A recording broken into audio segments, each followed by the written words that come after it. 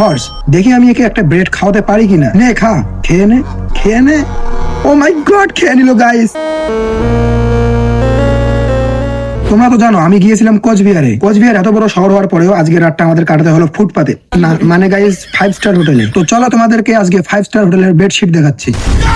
এটা হলো বেডশিট, নরম আছে কিন্তু বোঝা যাচ্ছে না। कैसा लगा मेरा मजाक?